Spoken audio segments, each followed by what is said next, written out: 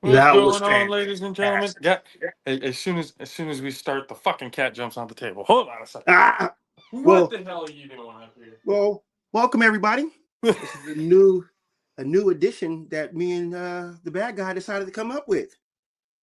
Y'all heard us talking about it on the All Pro Javas at one point, so I mean, we had to at some point And figure hey, out, when when you're when we were gonna do a nerdy type show. I mean, we talk about it all the time, whether it's anime, whether it's video games, whether it's Marvel projects, superhero movie, whatever it is that's coming out, we always end up talking about it. And yeah, what better way to talk about it than to do it on a show? And came up with the the logos and the name of the show, the yes, whole type yes, of thing that's going on with it. So I mean, there's a lot of fun stuff to be able to talk about, a lot of things that we can talk about on this show. So that's really going to be fun, and I hope anybody who decides to end up joining and watching and everything like that enjoys it as well, has their own nerdy takes to be able to throw into it. But yeah. without further ado, let's get the download is complete, ladies and gentlemen. It is episode 1. Let's get it going. Um, a lot of pretty interesting things happening, especially in the Marvel universe. Oh, well, Um, the yes, trailer, the newest trailer for the Spider-Man Brand New Day, uh, came out, and I mean, the internet for sure is buzzing. There's a lot of yes. things that people were pointing out, especially a lot of things that Marvel has liked to do recently in a lot of their trailers, is Yes. showing a good amount without really showing too much at the same time. That's rich. I love that. Uh, but it's people were pointing out that I think there was one scene in the trailer where you had basically Spider-Man jumping um, at the enemies while they're jumping at him, The but hand. there's like kind of a gap almost. It almost looks like there's it feels like something's there, but they're not showing what it is. Someone's watching. So I don't really know who, because I'm thinking about it going, could Punisher be one of them? Well, we But know he's in it. Yes. he's in it, but I don't know if that particular scene is involving him. Correct. Because, I mean, if you're going to show him, you showed him pretty much in the beginning of the trailer. Why not show him at that part of the trailer? Right. And we also know that Bruce Banner is in there, so it's not the Hulk. It's, Um, they're speculating that Sadie Sink's character is going to be Jean Grey, but they've already showed the back of her. So if that's being Jean Grey, so it could be a mysterious character they're trying to introduce. Remember, this Spider-Man ties into Daredevil, the Punisher, because it's the street level version of the what they're doing. So I'm intrigued to see. I mean, I've been wrapping my head around it too, trying to figure it out, and I I mean, can't. maybe Daredevil. Now, okay, now I'm glad you said that. I'm so glad you said that because Spider-Man. If anybody's seen the season 1 ending of Daredevil, what is it? Born Again. He was talking to someone, and you didn't see who it was. Potentially, could that be Spider-Man? I mean, that would tie into things because, I mean, it's like Hell's Kitchen, New York. It's the same thing, It's like essentially. It's just, Metropolis and Gotham. you're right. It's essentially the same city, just a different sector of Yeah. said city. Um, I mean, anime and comic book wise, I mean, Spider-Man and Daredevil have worked together before, Yes. so it wouldn't be out of the realm of possibility, especially with, I think, season 2 of Born Again coming out pretty soon. Episode 2 and 3 should be tonight. So they've got all of that. So now leading into Brand New Day, you might get little Easter eggs and tidbits throughout this season Yes. that'll kind of point Yes. to it as well. So, I mean, definitely be on the lookout for that just to kind of see what happens there. But I'm thinking Daredevil could be one of them, but uh, people are speculating that there's a third, and giving the room between where Spider-Man was and like the whole bottom half of the screen, you Yeah. definitely could fit an extra hero in there. Yeah. It's just a matter of what here. So now, if it happens to be Daredevil, cool.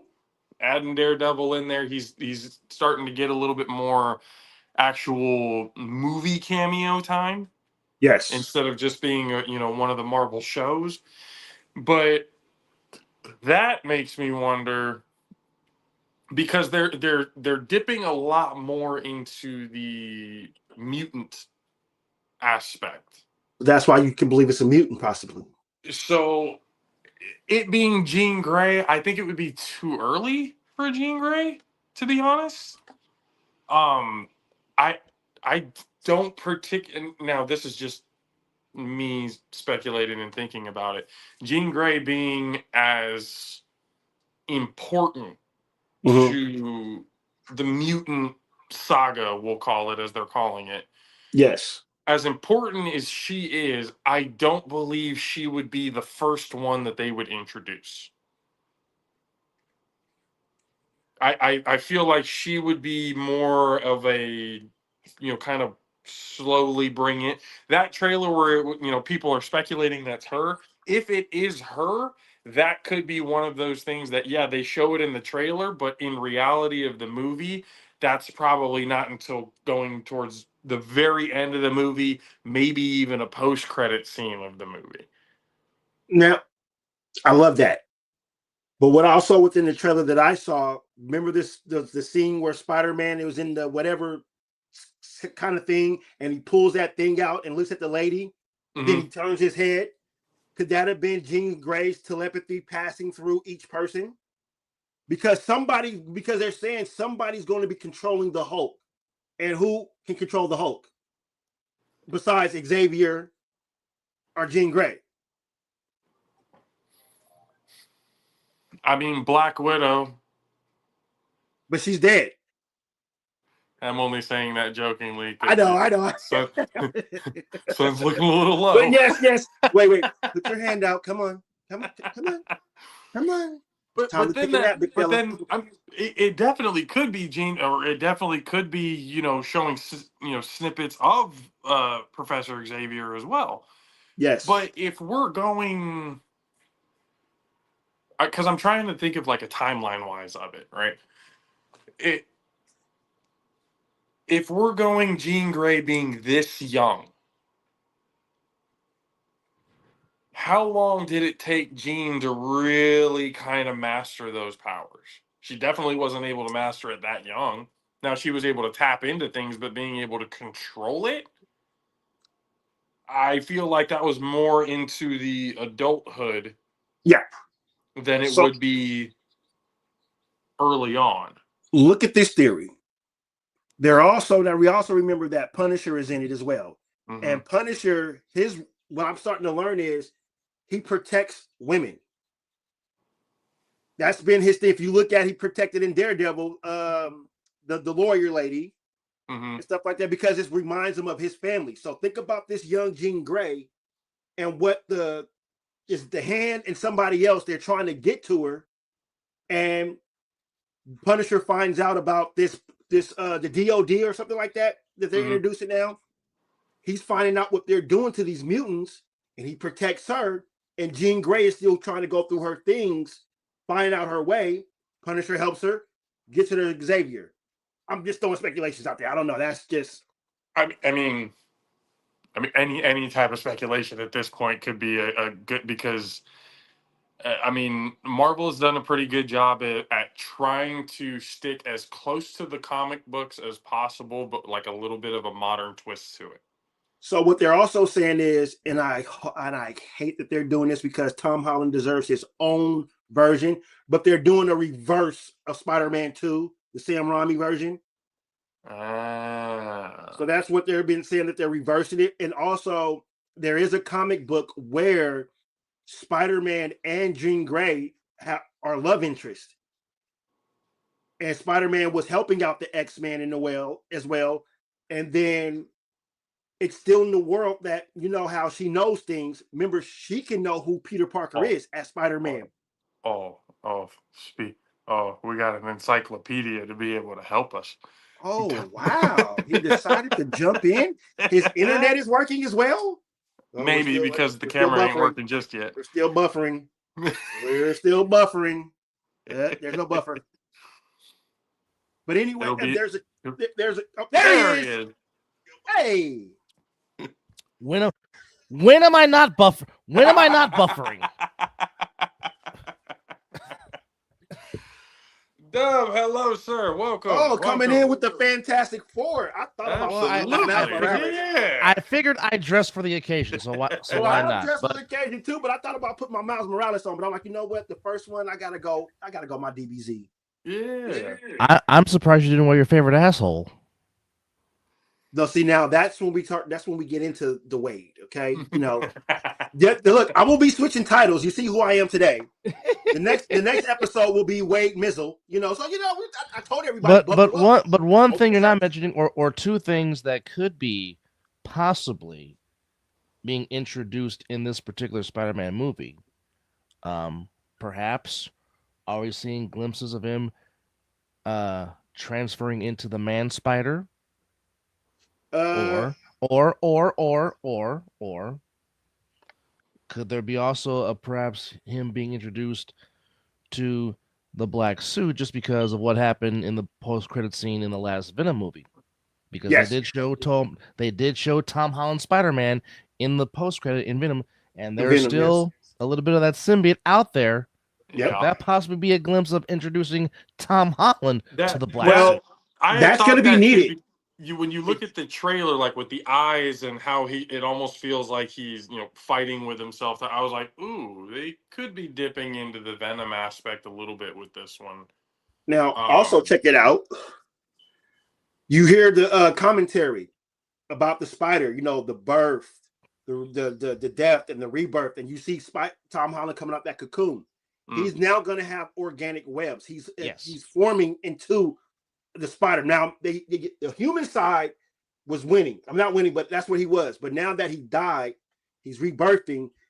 He's getting all the powers of the spider, more night vision, more strength. Like Peter Parker really needs more strength. If you've seen Captain America in that when he lifted the fucking plane by himself, holy hell! But anyway, as a 16-year-old, by the way, I don't think we're gonna get the Man Spider because that would be not yet. Not yet. That's too soon because he's developing. So, you know, now we're getting his mutation. That might be Spider-Man, the next one. He'll be the mutated. But I believe he's going to need the Venom because he's fighting multiple enemies. The Hand. What about introduction of possibly Black Cat? Oh. Because... Well, now. I mean... The love he needs a love interest with MJ at this point is not gonna be there. No, because again, their memory's been wiped. Because remember, even if you saw the trailer, Bruce Banner says, "Who are you?" Because obviously, him and Spider-Man had history going back to Endgame. But of course, we all know what happened in the last Spider-Man, where Strange just completely eliminated everyone's memory. And thanks, J. Jameson. However, because I mean, if you watch the great '94 Spider-Man animation cartoon on Fox, they implemented Black Cat as a love interest for the Spider. So And for those that watch that Spider-Man, he shot his webs from up here, not here. And not to mention, it's one of the greatest cartoon themes of all time. Yeah, but yes. Cartoon themes should not slap like that. That's how I was thinking about it, going, okay, he may not have the love interest of MJ in there, but that's not the only love interest that Spider-Man has ever had.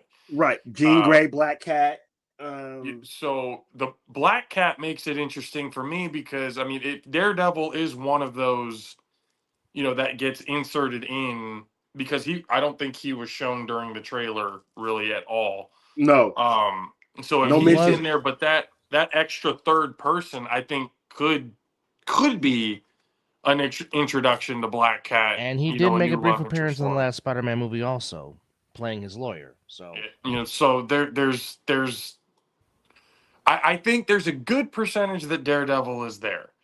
It's just a matter of now people are going, if it is possibly Jean Grey, I mean that would be great, but it's in that particular scene, I don't know if it fits. Depending on Yeah, where that scene happens and how it all kind of plays out. Obviously, this is just a trailer. We can only, imagine what it is that we're going to end up seeing. and there's going to be But another trailer coming out.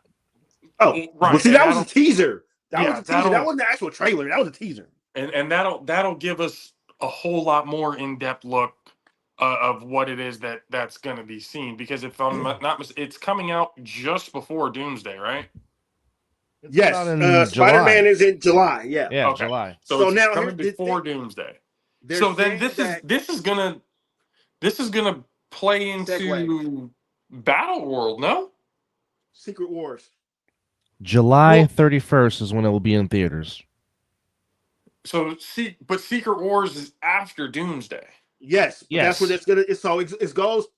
Technically, Doomsday. Daredevil is spearing the way towards Spider-Man. Spider-Man leads off into Doomsday, and then that's all kicking in how it's supposed to go. Okay. So they're gonna be introducing a lot because also the mutants are coming. So we're gonna be getting hit with a lot of stuff, and also don't forget the Punisher has a special too. That's in between Mm-hmm. Daredevil and Spider-Man. So that's gonna tie in too. Boy. Phase 6 is going to be a damn deal. Oh, well, look here. And I'm liking it that they're not rushing it. Yeah. They're taking their time.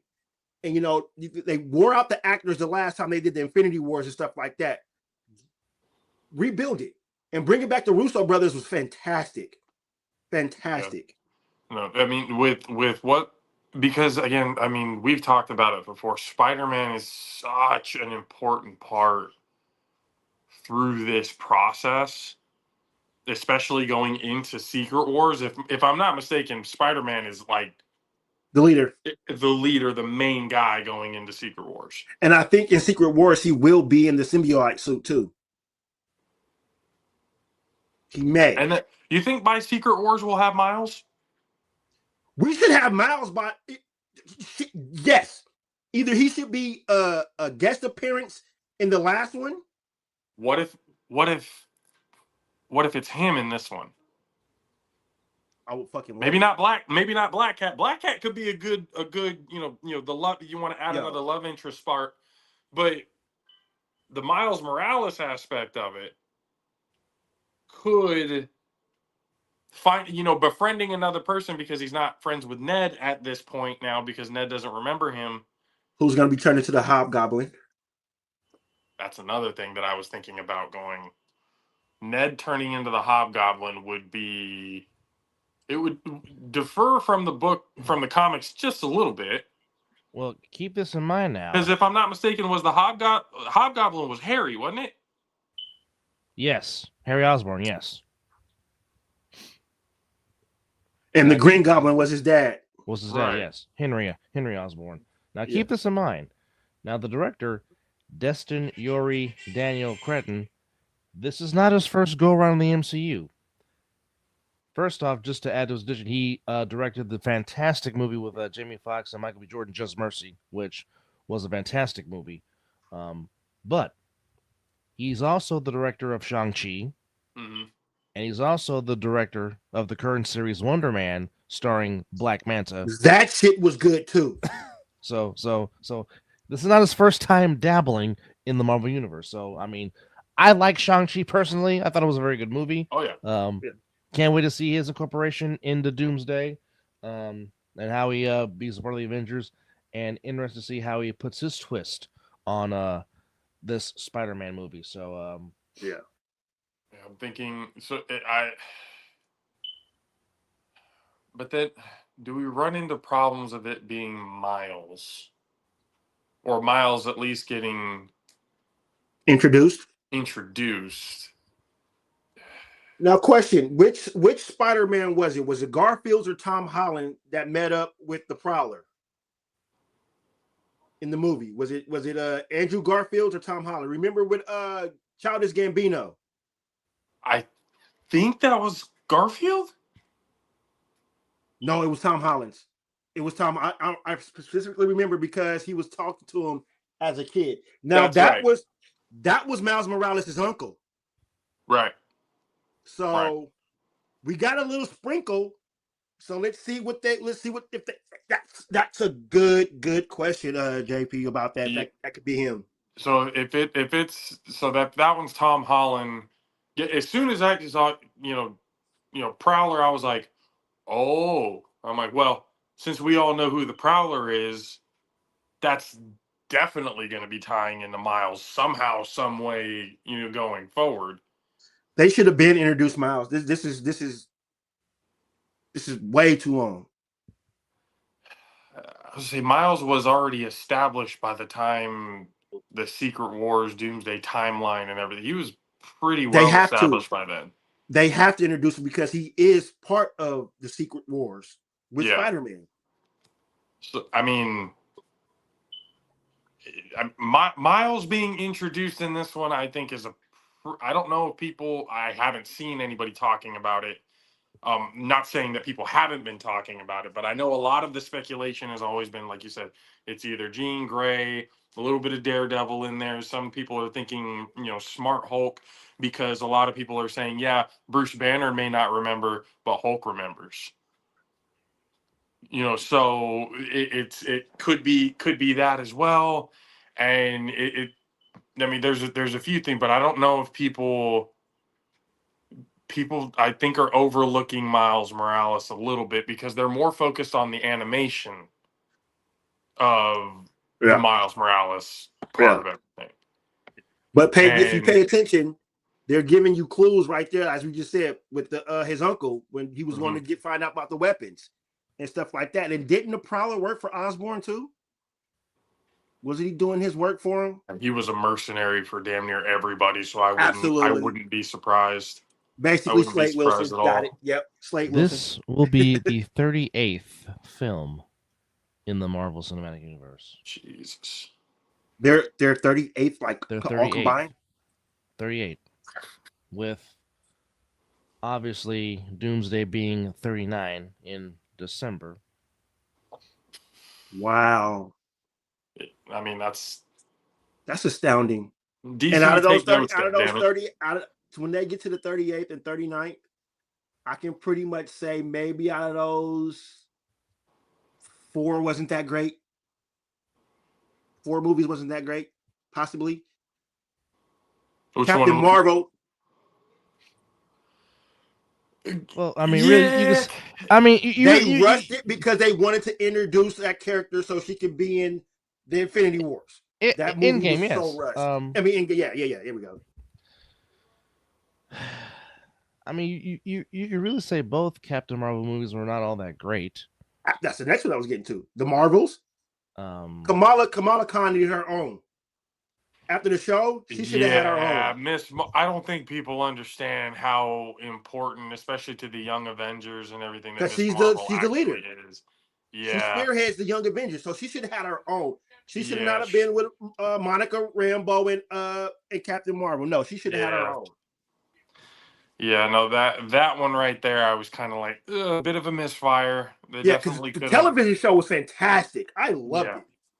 Yeah, I mean, even in the Marvels, they still kind of played it to where Kamala Khan was, a very, very intricate part.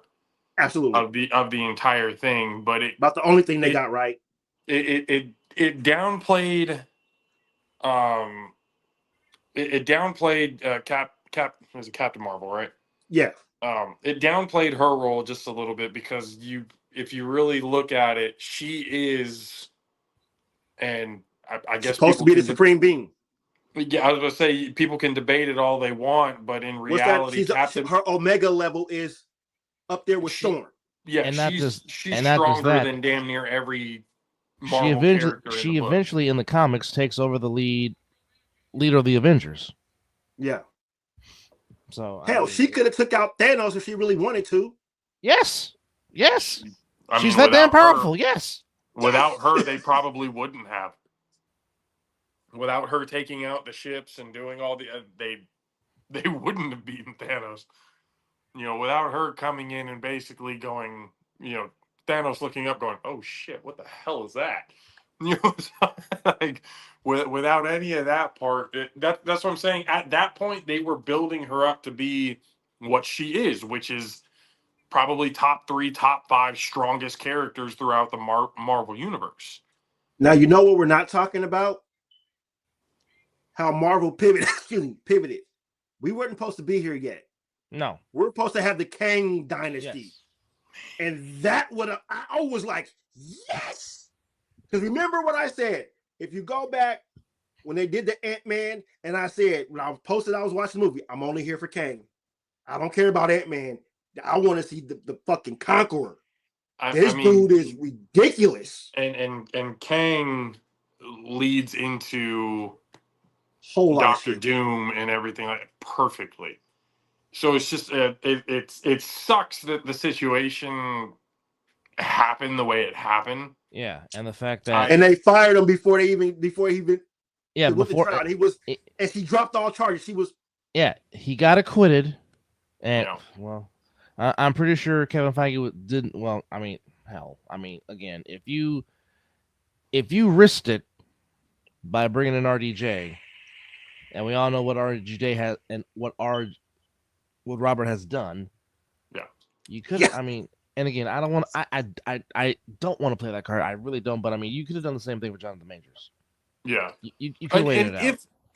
If you were even gonna go, if you were still going to get rid of Jonathan Majors, you still could have found somebody recast. Yes, recast it if anything. I mean, as much as Terrence Howard played a very good Rhodey in War Machine, Don Cheadle has not weakened the role at all. Absolutely. No. Now the only thing that I'm glad they took time with, and I think it's time to do it now, is they took their time with the King. I love that they didn't recast the King. I'm talking Black Panther real fast, but I think it's time, because now we're getting into certain situations where the Black Panther needs to be around. I know we skipped a whole shit ton.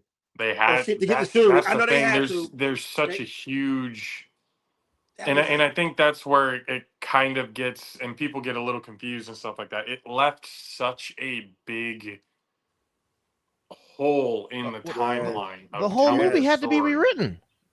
The Namor. When you look at the Ant-Man movie, it's kind of like, okay, this is supposed, and then it goes into, it's like, whoa, we time skipped a lot. There is a lot of information, a lot of events that happened that involved Kang in the entire. I mean, we weren't supposed, like you guys said, we weren't supposed to get Doomsday Secret Wars until probably another 5, maybe 10 years from now. Yes, because we're supposed to go through what we're going through with Spider-Man now.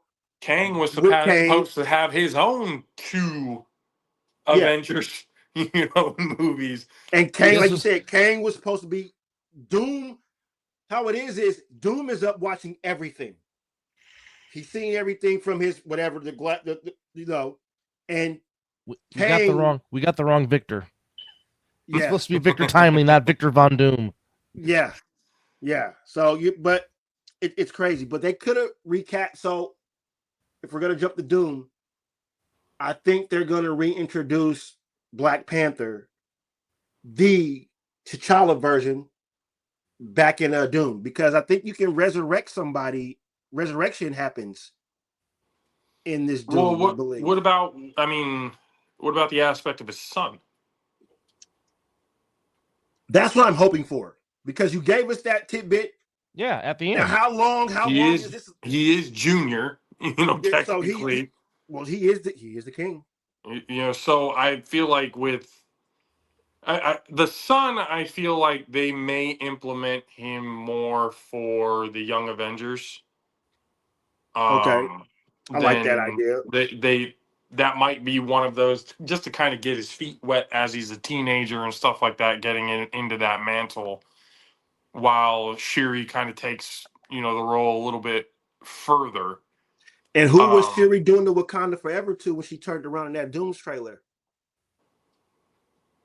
Possibly her nephew. So there's and the Young Avengers during Secret Wars are also another very big part, of the whole. If not, they're an extremely important part, if I'm not mistaken, during the Secret Wars. We're forgetting one big factor to all this right now. Franklin. Oh yes. Yeah, we have not. Franklin. Franklin is the whole. He's the everything. Thing. He's the everything. And he is that one. Frank this kid created a universe just out of boredom as a child. Okay, like because he's that damn powerful. This kid is just something probably beyond Omega level, beyond like he can make Doom and Thanos fall to their knees. He Galactus was like, yeah, this kid's better than I am right now, probably. I need you. Yeah. When you came out your mama, I needed you. I need to prep you. And if anybody doesn't know how strong Franklin is, let me just tell you this: he brought his mama back from the dead. Just by going goo goo gaga. Mm-hmm. The dead. This man can reverse time. Basically, he is that mutant that they wanted to put together that has everything. Mm-hmm. He's the gauntlet without the stones. Absolutely. You don't need it. You don't need it. I don't need the stones. I don't need the gauntlet. I'll snap my fingers without it. Thanos ain't shit compared to me. So we're not even thinking about what they're gonna do bringing him into the world since they introduced him in Fantastic Four. Would it be possible? And I know this is gonna this will rewire almost the timeline and story a little bit. Is it at all possible that after Doomsday and Secret Wars, you can kind of revisit the Kang Dynasty? You can still do it now. Kind of. Well, not now, but they're going to have to find a way to introduce Kang back into it because... The question is, what's going to be the next movie after Doomsday to set up going into Secret Wars? Which character is going to fall on to, in a sense, introduce that if they decide to go that route? Well, they're supposed to be introducing the Celestials too as well. Yes, correct. It's a very small window. Okay. But they have a window to be able to do now if they bring back Jonathan Majors, because I'm sorry, extremely believable as Kang. Loved seeing every bit of what he did, especially when he got the full suit. How he was portraying the role and everything. I was like, man, Kang is gonna be. He killed it in the Loki series. We ain't even talking about when we got the Ant-Man. Yeah.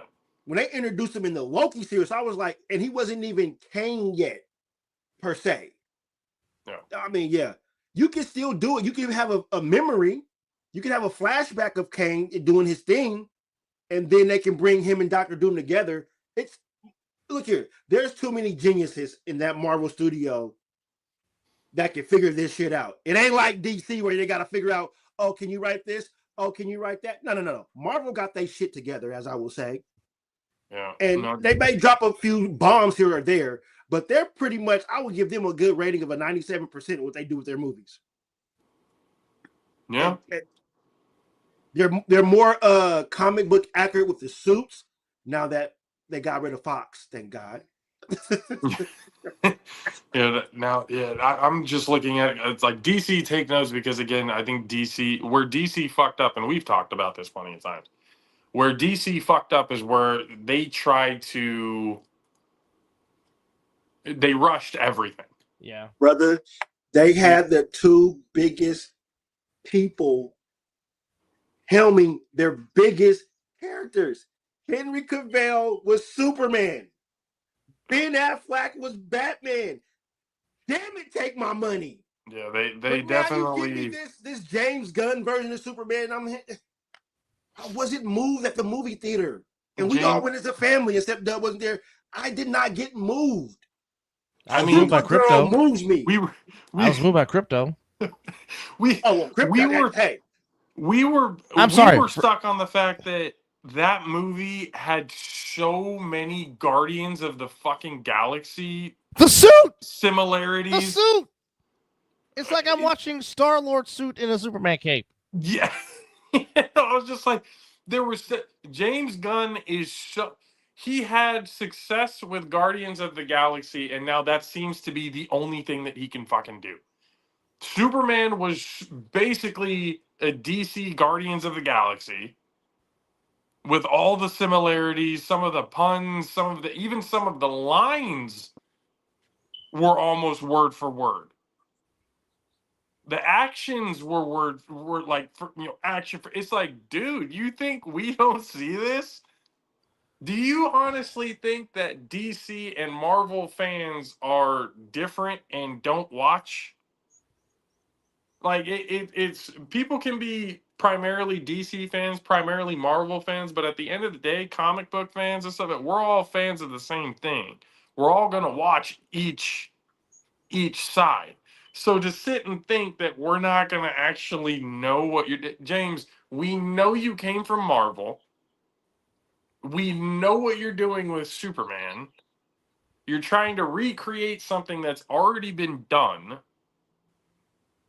And he's still so he's so fixed on the Guardians of the Galaxy success that he feels like everything needs to have a piece of Guardians of the Galaxy in it. Here's my issue. He made Superman look weak. I had a problem with that. Because even in his early situations as Superboy, he was not built to be weak.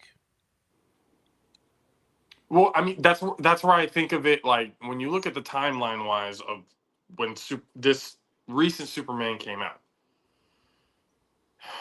it was already Superman had already been established. Mm-hmm.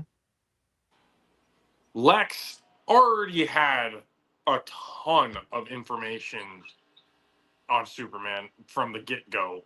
So I'm looking at this going, now in the beginning, first few, comics, first few years and stuff of Superman, yeah, nobody's fucking beating him. He's invincible. But at this point in the timeline for DC, again, it was rushed to the point where now they've found certain weaknesses. And in certain aspects, yeah, Superman can be vulnerable at times, yeah. whether it's Yeah. with with kryptonite or whatever it is that they're going, or human magic, mankind. But with what they did in Superman, it wasn't even what did they call it? Not the Justice League, the fucking the Just Society. What is it? Society or something? No, that was in Black Adam. Oh yeah. Shit. What were they? Hold on. Damn it, I can't think of it. That forgettable. Right, let me let you guys. It wasn't the Justice League. They made it because one, the Justice Gang or something like that. Something crazy. It was something crazy. I looked at that going, the Green Lantern. No, like I said, the only person I did like was Mr. Terrific. Mr. Terrific was an asshole and made the movie for me. He was fantastic. Crypto, exactly. But here's the thing that it kind of cracks me up. Who brought the Justice Hall? Can everybody know that? Who bought the Justice Hall? Ooh, Mr. Potato. Ooh. He was a billionaire who dresses as a bat. They introduced the Justice Hall, and there was no Batman. Yeah, the Hall of Justice. No, not even introduction of Bruce Wayne. So, what are we doing? As my brother Mr. Pernetta would say, what are we doing? The original Justice League hasn't even really been introduced yet No. in this timeline, at least. No, No Because he's Flash. still- You didn't hear No. no Flash. And the Green Lantern, and don't forget, not even Hal's Green Lantern. no Adam, because Adam was a part of the original Justice League. We haven't even talked about Adam or Mr. Green Arrow, Terrific would, like, because Green Arrow was part of the Hawkgirl was original like, Justice League. What are we I'm doing? looking at it going, you made Oh, You made- and the Amazonian herself, the goddess. you made Bowl Cut, Green Lantern, Mr. Terrific, and Hawkgirl the founders? What are you doing, James Gunn? What are you trying to accomplish? Do you think people are stupid? He must. That might be why he doesn't have a job with Marvel no more. He's insulting everybody's intelligence. As soon as they said Justice Gang Missile, you were right there next to me. I was like, what the fuck is that? And I then, almost said it too loud. and then I reached over and said to you, I was correct. It was the Justice Gang. Oh, Just God. okay. And then wait. And then I reached over and said to JP, and who bought the Justice Hall? And that's when he looked at me. He was like, I don't know. I don't know. Just What like are we Nano, doing? just like Slightly Nanotech, insulting my intelligence. just like Nanotech was all over the Avengers Tower.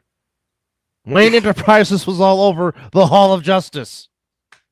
But again, Like, we have shirts in our shops that ask this question. But what do we know? what do we know? You know who got it right? And they decided to let him go? Yeah, he's the one that did Mr. Schneider. He And had he had something. He I had loved something when with he that. went and when they brought the, he's like, we're gonna have a table here and there's gonna be chairs around. 6 chairs. They were Maybe. showing you that Batman was about to do the Justice League. That's him buying the Justice.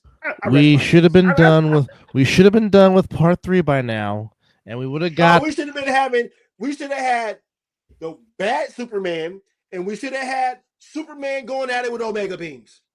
Yes, that's what I'm saying. We would have had part 3 by now, and finally get the one fight that I want to see on screen, which was Anti-Life against Kal-El, and Can we Kal-El also talk about and how Kal-El gets to Hollywood- finally not withhold and finally show off why he is the cheat code. But can we also go off that Hollywood actors and directors read Ben Affleck's Batman movie and said that shit was going to be cold. Don't get me started on Wayne versus Slade. Don't. I'm up. You mean to 'cause tell me, WB, do you like making money or something? Because apparently you not. had me in the palm of your hand because I was very bitter about Ben Affleck being Batman. I literally, when I found out, I got on the phone with him like, what the fuck are they doing? Yeah. What are they doing? And once I was like, oh, they're doing that version. The Frank Miller version, yes. Ben Affleck. Then, did it. not to mention, Ben gave us the greatest Batman fight scene of all time in the history of warehouse. Batman films. Like, damn it! The warehouse scene. DC gave you a how to fuck it up 101. Absolutely. They really did. Even with the Justice League, the Snyderverse cut, whichever one it is, even that one, I still felt it's way too early. Batman versus Superman, Dawn of Justice, way too early. You need to get into the story of the base characters for the Justice League before. Do what Marvel did. Now, I know DC wants to be different from Marvel. DC inherently is different from Marvel in the sense of it's a very darker, more Yes. reality-based Yes. type of comic. Now, you should have. You could have your one-off of Aquaman. Nobody really cares about Aquaman. To be The fair. second one was horrible. First one was great. First one was fantastic. First one was The good. second one was horrible. The Flash. They should have gotten Don't somebody Get different. me fucking started on the Flash. And, oh wait, by the way, since you brought up the Flash, and I'll get back to the other comment I want to mention earlier. So you know the people that wrote the Flash, right? The husband and Mhm. wife. Okay. Guess who's directing The Brave and the Bold? I don't Not know. Andy. Not Andy's directing it again. Good lord. Yeah, how to fuck it Why? up 101. Here's the playbook right here. Why? Now, Just like what I want to get back to what you were talking about to Snyder, how he did it too soon. What here? I'm being devil's advocate. What if Snyder knew the writing on the wall with WB, and he wanted to give the fans this shit quality before it became the shit that we're watching now? I mean, Snyder basically he basically took, you know, like you said, I'm pretty sure he did see the writing on the wall going like, yeah, this was probably way too soon. You know, we're jumping into this story like we But I should have want to give started the from the fans beginning. something. But I want to You give the know, fans something. you got to give him something to be proud of, and that's what he did. When Now, your like I said, production team, when your production team tells you don't watch the Josh Whedon version, his own production crew is telling him don't watch it. Because guess what he did? The same thing James Gunn is trying to do. Bring Mhm. Marvel into DC. No, Mhm. I don't. Marvel you can laugh, make Yeah. comedy. I DC don't. is fucking dark. Yeah, I don't need Batman trying to tell jokes like Tony Stark. No, And smiling. No, I no, don't need that. no, Batman don't smile. no. Batman barely fucking talks, people. Hello. Okay, He says his Batman. words, he disappears. Batman is an asshole and talks shit. That's what Batman does. Yeah, true billionaire. It Yes, takes an asshole to know an asshole. yes. But it's Batman like will talk shit to Batman will talk shit to Superman, and Superman will just be stumped. Like now you asshole. you didn't need to go like start at the very beginning origin story, because again, We the all know it. origin stories for Batman, it's all been played out. Every fucking Batman movie since the beginning of time has always gone over the death of the Except parents. Matt Reeves. You know, it again, it's like you didn't need to start at absolute square one. You could do year one, like they did, you know, with the Batman with what they Robert just did Pattinson. recently with Robert Pattinson. You could do a year one Batman. I actually kind of, as soon as they casted Robert Pattinson, I was like, this is gonna fucking suck. Why do I need a fucking sparkly vampire playing my goddamn Dark Knight? I don't And then, understand this. and But he then, actually didn't do a horrible job. I But I advocated for it. I was yeah, like, you know what? He'll play a good Bruce Wayne. I think he'll do a good Batman. I wasn't hard on the Batman part because I'm like, okay, look here, you guys are only hating him because he did a vampire movie, which made money for him. Never get mad at somebody that's making money. Okay, you can hate on his acting skills, or hate on his acting skills. Don't hate that he played in a movie that you didn't like because it made money.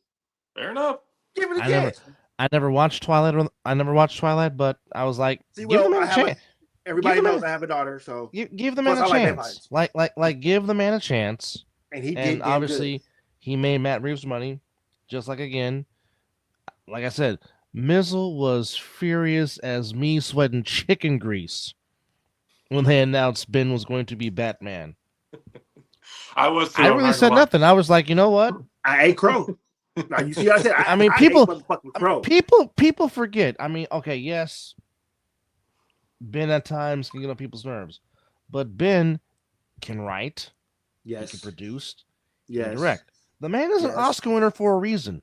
Well, let me tell you the reason why I had a hard time believing Ben Affleck was going to be playing our favorite character.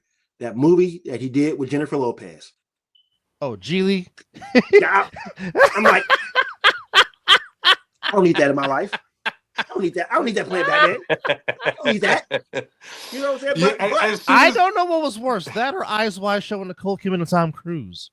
my whole thing was like, as soon as they got Ben Affleck, I'm like, oh great, now Matt Damon's coming in as Robin. Fucking shit. Like this is exactly what's about to happen right now. They're gonna have Matt Damon as fucking Nightwing now over his Dick Grayson. And it's like it's coming. It's coming. Just wait. And it's gonna turn into a fucking buddy comedy at that. It's just gonna be this whole thing. But you know, again, you know, as you watch it, the Snyderverse, you know, one and then kind of going, it's like, okay, no, he actually played especially during that time of Batman, like at that point, by that age, he was fucking over it. He was just like, I've already dealt with so much. You know, people who are closest to me are dead. Joker killing Just Robin. like that, it's just gone through. Joker had fucked with his brain by that time so bad that it was It's just done. he was over it. Now, when they I don't went wanna and did the kill you, Robert no. Pattinson the year one, You complete me.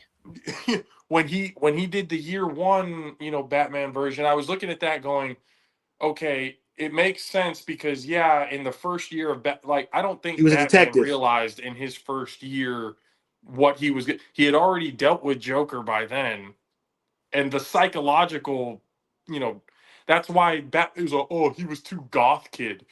Well, yeah, when you're dealing with somebody who psychologically torments you like the Joker does in your first year of being this vigilante superhero, you thought you were just going to be dealing with regular bank robbers and but then this crazy psychotic motherfucker comes out of nowhere. Yeah, it's going to fuck with you a little bit too. You know You're what I like definitely about going to want to be vengeance at that time. What I liked about Matt Reeves' version is that he made Gotham gritty. Oh yes. Yeah. That's how Gotham it's is. supposed to be. Yes. It's Dark. supposed to be gritty, dark, Gritty. raining. Yes. Just the city is poor. Yeah. That was And it had the perfect setting on Halloween. Oh, thank you. But that's the first one, year one. If you watch the year one cartoon, Halloween. Yeah. You cannot. And Matt Reeves said, "Oh no, we're not doing year one, brother." Come on. And then the Riddler. I was telling my wife this. I was like, the Riddler character to me in this recent one, I was like, was so well done. Because people are very like, oh, Riddler, Jim Carrey's like, he's a little bit, comedy. Funny. That's not it. No, Riddler is it was good for fucking serial 1995. killer. Riddler is a serial killer. Yes. And the role of that psychological serial killer fucking with if you really look at the Riddler's character in this one, he does implement past serial kill, like the message, the cryptic messages that you send to the police, the psychological warfare that they play, all of that stuff. He did that. So I was like, that's who the Riddler is supposed to be. That's exactly who the Riddler is supposed to be. And then the psychotic scene. Yeah. And there's a suit. Yeah, I don't know about the suit, but the psychotic scene when Batman was in there and he's like, no. I was like, oh yeah.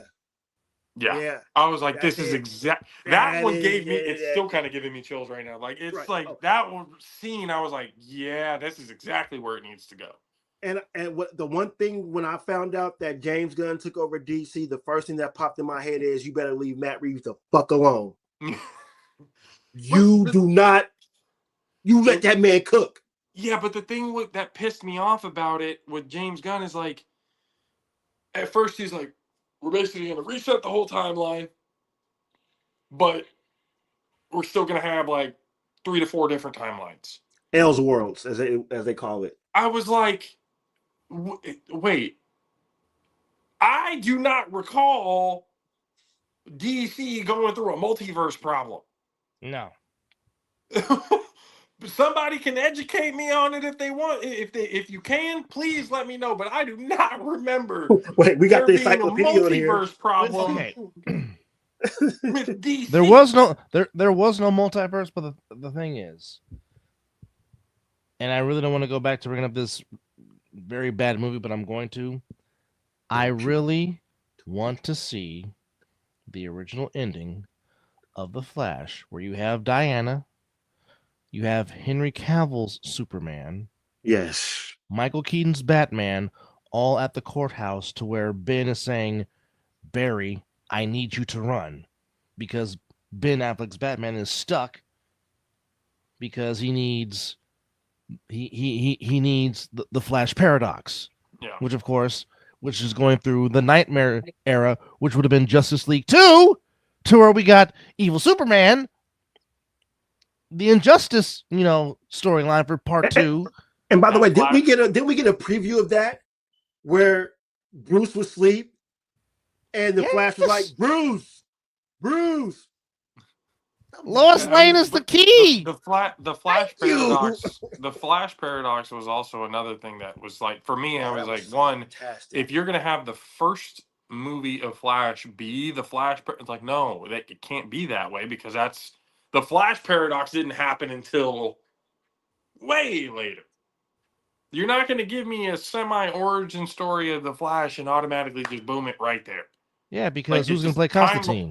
time wise, it just doesn't make sense. Oh, it was supposed to be Keanu Reeves if it was done right. He was going to reprise it. Keanu Reeves as the Flash? No, as Constantine. He actually was Constantine. going to play Constantine. Oh, gotcha. Yeah. Yeah, Because he's a Keanu big Reeves part of was the gonna he's reprise a it. big part of the he's a big part of the paradox. No. But what do I know? Yeah, but I don't it's know a just damn thing. I think the original it definitely should have gone through. I mean, Cyborg, he could have gotten his own. I think. He was supposed to get his own movie. You know, Cyborg was supposed to get his own movie. Remember, and he Snyder didn't. had a whole board of what he was going to do. And that's what they probably should. In hindsight, they're probably looking at it going, "Fuck, we probably should have gone with that timeline." But they were so because of the success of Infinity Wars and Endgame and all of that other stuff with Mark. They felt like they had to catch up quickly. They felt like they needed to get. That's why I say they rushed it instead of going, "Let's do our own." Marvel's their own thing. Comic books, that's the only similarities. I mean, there are a couple of characters that you can look at. Wait a minute, those are kind That's of Superman. that's Superman. Batman. That's that's Batman. Batman. That's who Yeah. there's similarities in characters and stuff for sure. But like I said, the difference is Marvel. There's serious tones, but there's more comedy. It's more of a child friendly, you would call it, type of comic. To where DC is like I've heard this saying: you grew up as a child loving Marvel, but as an adult, you came You to love respect. DC. Yep. Because DC was very much like I had said earlier, that very dark, gritty, closer to reality. Here's the thing: style of DC comic. talked about death. Marvel did not. Right. Yeah. Well, and fellas, we also forgot what Dwayne The Rock Johnson tried to do for DC. Don't get me started. We're going to talk about Black Adam now. You don't know. I mean, if we're gonna do it, I mean, we're sitting here.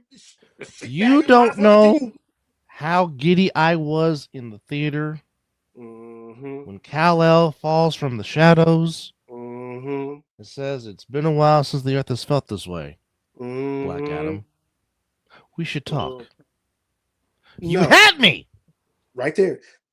Then, 24 hours later, on his own Instagram, Henry Cavill says, I'm back. In his British accent, I am black, playing Superman. I'm looking forward to what the future holds. And you know what else that fucked up by them doing that? He quit The Witcher because he thought he was about to be playing Superman. Yes. The Witcher was making money on Netflix, and I was watching that shit like, yeah. Now nobody's watching The Witcher. Yeah, because the Hemsworth is not even worth watchable. But yeah, I want to talk about Black Adam.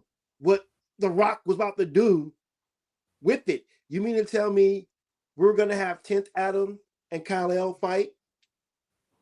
You could have just did the whole movie them fighting across the world. Not sat there and watched it. Not a single word needed to be said. Just let them fight. Mm-hmm. And then you got the ball. You got pissed off because he went above you to bring you money. It's just one of those, like, again, like it hastefully done. It's just there's so many things that you look at and it's like, all right, if DC was going to get a fresh start, they should have done it the right way, not these multiple timelines, multiple different, like, this is part of the DC, but it's not necessarily the DC universe. It's its own thing here. And then, more like WB has their own thing. But we're going to have this. James, shut the fuck up. Go away. Go sit down somewhere. Go away. I'm so sick of your shit right now. Snyder, come back in, save us, please, for this DC era. And come back with what it's supposed to be. But it's just the Justice League, everything that's built up. You should have had a 5-10 year build up to the Justice League coming together. Yes.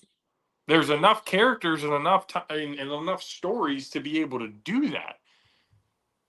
Didn't do it. Jumped right into Batman versus Superman. They're fighting each other almost to the death. What's the thing that brings them together? Oh, my mom's name was Martha too. Like you, guys. There's so many different things that you could have gone with to actually. I felt your frustration in that when you said Martha. I felt everything. My mom's name was Martha too. Okay, let's be best friends now. What? Like, Save Martha. it's like, and you realize, and Batman, naturally, as we know, Batman as a character, he has a fail-safe for every fucking character. Oh, For He can kill- Superman, Contingency plan. Aquaman. he's got everything for every. He's like, I got Even himself. Your ass, your Yes. ass, your ass. None of y'all are gonna fuck with me. Well, I mean, when you initially fight me, you're gonna beat my ass, but then I'm gonna learn about you, and then As he did. and but that's the thing, when you threw him automatically into a situation, it's like, okay, how the hell do you already know to beat him? This is your first time technically coming up against this guy, and now all of a sudden you know to beat I him. see what you're saying. It took them years to get that. Yeah. In the comics, it took him years to understand and realize what he needed to do in order to beat Superman. It took him years to realize what he needed to do in order, and just in case for anybody. Like you said, he had a contingency plan for everybody. Even himself. He may be working with everybody, but he still saw the worst in everybody. Mm-hmm. And you can attribute that to Joker. Yep.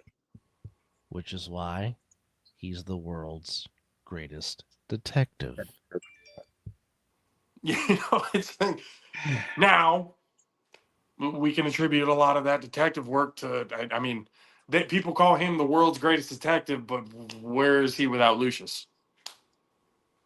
Actually, Well, hell, more than that. Shit. Jim Alfred. Gordon. Alfred as well, but like Alfred without Gordon, I still say Lucius was the biggest part that nobody talks about. Oh well, yeah, because that's how he got his machinery. I mean, his weapons, His and stuff. tech. All of his tech, tech came from Lucius. Mm-hmm. Without that tech, he needs to do the detective work the hard way. Mm-hmm. And that would have taken him even longer. I would love a Lucius Fox origin story. That's what I would love. Oh my God. Wait, Like, what's you going missed on? it. Snyder had a version that was coming out. That's you said the board. There was a Lucius Fox in the Snyderverse. It's like without Lucius, honestly, without Lucius, there's no Batman. Batman is not as strong. The only reason why Batman is as smart as he is because he has all the money in the world to do it. Well, that's why we should be thanking. Well, I thank Christopher Nolan for his trilogy, because those were just great. Yeah. His rendition of the I still think nobody You're can not ever them. don the Joker. Even if you want to be. You saw Jack That's Nicholson, not you. You're You're like, not them. You're not them. Wait, Heath Ledger? Heath Ledger's Joker. Oh. You're not them. Coup de grace. Just fit. There, I don't think, and I think if anybody is going to play the Joker, do not try and replicate what Heath Ledger did, because you were going to fail. Well, not Because just that. and Don't the reason replicate why Jack you're Nicholson going either. to fail, Don't sleep on is- Jack's version either. Heath Ledger. This is a man who was a method actor. He dove in deep into the psyche of what somebody like and again, the Joker, people, I don't know why people look at the Joker. They honestly see the clown And fun and games. and they don't take him as seriously. Mm-hmm. He will The psychologically Joker jack you was up. the most Crazy. evil, crazy, psychologically Psychotic. fucked up villain ever. Whoever wrote that all got some time. problems. whoever wrote him got some problems. They got some- Seriously. they got you might want to test their brain because Like they and if you don't think so, just think about what he did to Robin. Oh, Beat Jason Todd. the- Oh, yes. Beat the shit out of him. Tortured him. physically and psychologically. Yes. Red Hood, here you go. Introduction. Thank you. Yeah. You know, but yeah, Heath Ledger. Joker was one of those villains that just you're not gonna find. Even people like, well, what about Thanos? What about like, no, even Thanos to a certain extent had a moral code about it. If you really look at, sometimes you can look at Thanos' argument for why he did what he did and kind of go, all right, it kind of makes a little bit of sense. Right. You look at Joker and all of the things that he did were purely to fuck with your head. Joker gave no fucks. Oh, Miss Quinzel. Turned a psychological therapist into a lover / villain. Puddin'. You know, Miss Harley a genius. Quinzel. and Joker was a genius. Let's not get it twisted. As psychologically fucked up as he was, the motherfucker had to have had at least a 160 plus, 170 plus IQ easily. And not a lot of, and you're just like, well, what was Joker's origin story? That's the beauty about him. You don't really know. You don't know. Yep. You don't know where he came from, how he came to be who he was. I mean, the Joker movie and stuff that came out with I'm forgetting his name. Jared Leto. No. Fuck that one. Okay. First of all, fuck Jared Leto personally, and just as a human being, he can go fuck himself. What he did as Joker was just he tried to mix all of the Jokers that had passed into one and failed miserably. He was the worst Joker that's ever been put out there. I'm talking about the one he just did the one with Lady Gaga and before that the first Joaquin Phoenix. So that other rendition, yes. They tried to get a bit of an origin story with Arthur and everything. Arthur Flank, but yeah. As that was more of a speculative origin story. That was one of those, well, it's a possibility that Joker. And he won an Oscar for the first one. That's what people don't understand. Well, they gave you the tip of his psychoticness. Right. But the thing with that is, I think even though Arthur's Joker, it was a good rendition. Yes. He still wasn't on the same mental psychological genius era at level IQ that Joker actually was.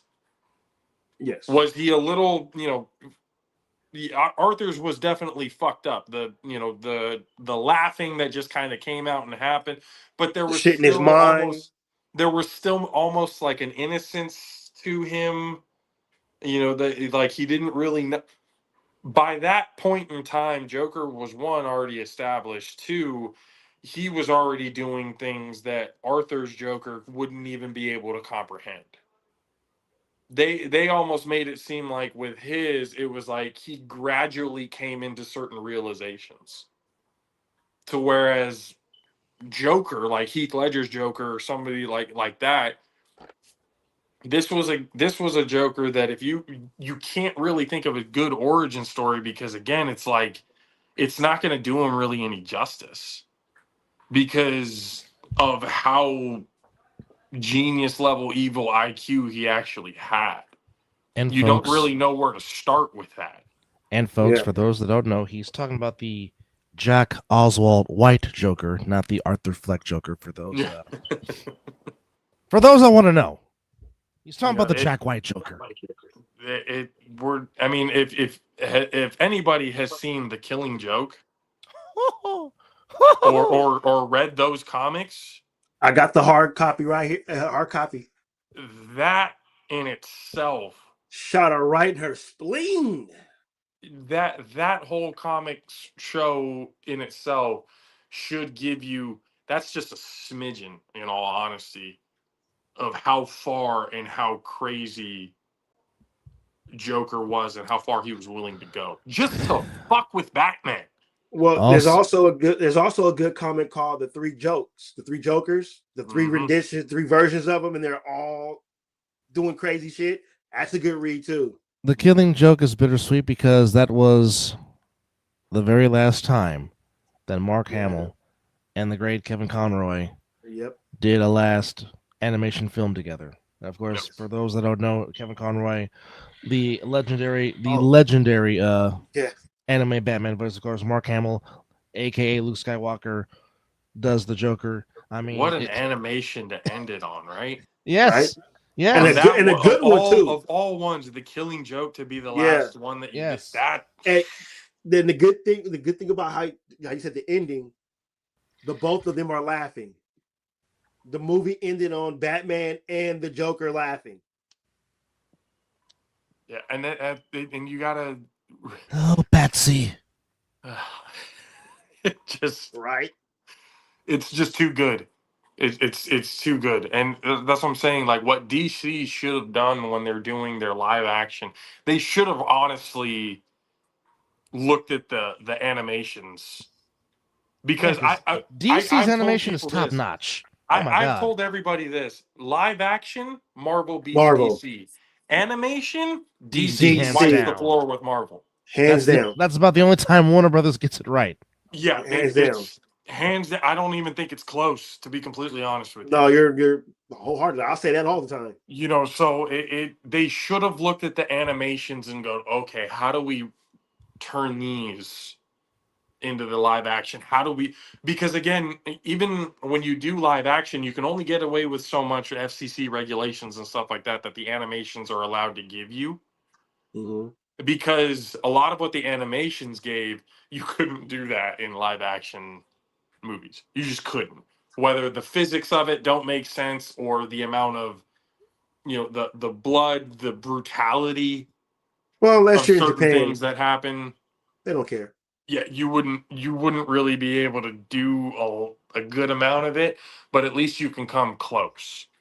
And that's where I think they really dropped the ball, is not paying attention to, like, you can read the comics and get a certain understanding, but the animations definitely brought it to life in a way that if they would have done it based off of the animations, they Yeah. could have done it. It could have been above and beyond people's expectations. Yeah, the Killing Joke is spot on from book to animation. I was just like, it was like watching. It's like, damn, that's the chap. I know what chapter that is, or I know what where that I read that at. So yeah, they kill it there. I would much rather watch all of the DC animations than their live movies any day of the week, because I know I'm going to get a better story, a better, you know, just everything is going to be better about it.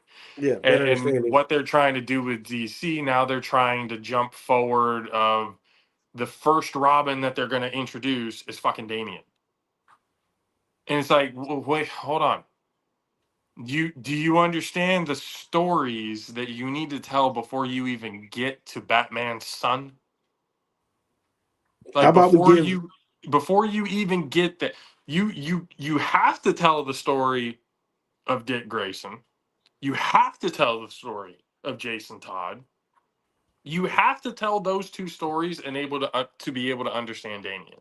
Are we forgetting the female version of Robin too? Didn't she What? come before Damian? Wasn't it Batgirl? Nah, there was a she wore goggles in the animation. To be honest, I don't remember there being a female Robin, but this is okay. I remember Batgirl. I don't remember. Yeah, there was. I female can't Robin. remember her name. She was a kind of a genius. I think. Are you looking that up, Deb? Batgirl was Oracle before she got put in the wheelchair, right? It was Barbara. Right. Okay. Yeah. So yeah, Barbara was Batgirl before fucking Joker put a bullet in her side, and she became Oracle, basically taking up Commissioner Carrie Gordon's Kelly was type the of role. first full-time female Robin. Yeah, to K. There we go. Okay. And then what happened to her? Well, she was in the Frank Miller series. She was in the Dark Knight Returns in the Frank Miller series. Okay. So is she little considered genius. canon? Well, there's been 3 female Robins in the history. There's Kevin Kelly, there's Carrie Kelly, Stephanie Brown, and Helena Wayne. So Batman had a daughter? So he had Damian from the League of Shadows. Can't remember her name. Ra's al Ghul's daughter. Yeah, so That's where Damian. That's where Damian came from. Yeah, Damian was that kid is he's fucked. Man, you've got the genes of Batman and Ra's al Ghul in you, like, and from birth being trained with the League of Shadows. League of Shadow, yeah. Like this kid was, and I think with him, especially what he was doing with the Teen Titans, like Damian was a kid that you did not, even as a child, you do not fuck with this kid. Even Batman himself was like, God damn, this is my son? Shit. The son of Batman? So eventually, Carrie becomes Catgirl, then becomes Batgirl, then becomes Batwoman. Okay, right. So all right, that makes sense now. Barbara was Batgirl, but then turned into Oracle. So then Kelly took up that mantle afterwards. No, she was the first she was the first female Robin, even though Julie Madison had passed off as Robin for a brief time in the Bob Kane story back in the 40s. But Carrie came during the Frank Miller series, The Dark Knight Returns, in 40 years ago. Gotcha. Okay. So she had partnerships with Batman, Green Arrow, The Atom, Flash, Plastic Man, Elongated Man, and Saturn Girl. And she was before or after Damian? Now that question, we'll have to do some real research. Hold on. Because Damian, I don't recall, and I don't recall him turning into any other hero other than Robin. He was the head of the Teen Titans. And then... Okay. So... I don't remember anybody after him. She comes in after Jason Todd's death. Gotcha. Okay. Because in that series, remember, the government bans superhero activities and Bruce goes into retirement. Right. Oh, so was she the one who was she's part of the Gotham Knights? Does not say. Because I remember it was 3 or 4 Robins came together, like in there. So there was Dick Grayson, so Nightwing, Red Hood, Robin, and I think it was Batgirl at the time. She was already out of. Are you talking the family of Batman? Yeah, the Bat family. And then Damian became Batman, right? Damian took up the mantle after Bruce was dead. Yeah. Yeah. But apparently, and I forgot about the Kelly Kane is supposedly that you're talking about too. Barbara Gordon's cousin. So that makes sense in the mantle of taking, especially after Barbara gets paralyzed. Who's Ruby Rose? Is it Ruby Rose? Ruby Red? Ruby Rose? What's her name? She was part of the Wayne family too. Like, I think Batman adopted her. Y'all remember the CW series? What was that? Mm-hmm. No. Oh, well, yeah. I know. Ruby Rose was the actor that played Batgirl. Oh, okay. But what was her? Caitlin. What's the Caitlin Kane? What was it? Sounds about right, but Caitlin Kane. But and while we're talking about, they're trying to move up the date for Doom. to December 11th because they don't want to compete with Dune 3. Why? They would wipe Dune 3 out of the water. They want, Marvel want their own showing, man. They don't want to be sitting there with another that's going up against WB. I mean, I know that. I mean, I would do it. Dune got the. I remember them talking about like, oh, I guess Dune got the IMAX, so Marvel is looking for like the other aspects or whatever to get the high resolution style theaters.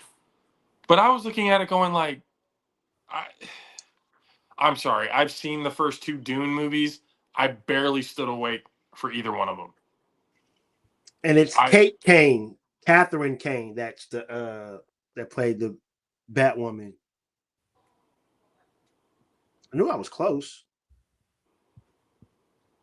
You were in the right vicinity. Yeah, I was trying to get there. Now I'm trying to figure out who she related to.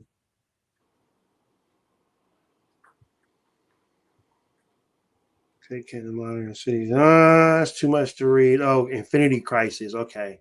So the 5 Robins that have happened. There was Dick Grayson. Mm-hmm. There was Jason Todd. There was Tim Drake. Yep. That we hadn't mentioned. Stephanie Brown. Mm-hmm. And then the last one was Damien, who also took up the Batgirl mantle along with Betty Kane, Barbara Gordon, Helene Bertolini, Cassandra Cain, and Barbara Wilson. Right. Now, aren't the Canes related to the Waynes somehow? Am I mistaken? Was it like cousins or something like that? I think Bruce was her cousin because in the show she takes over for Wayne Enterprises.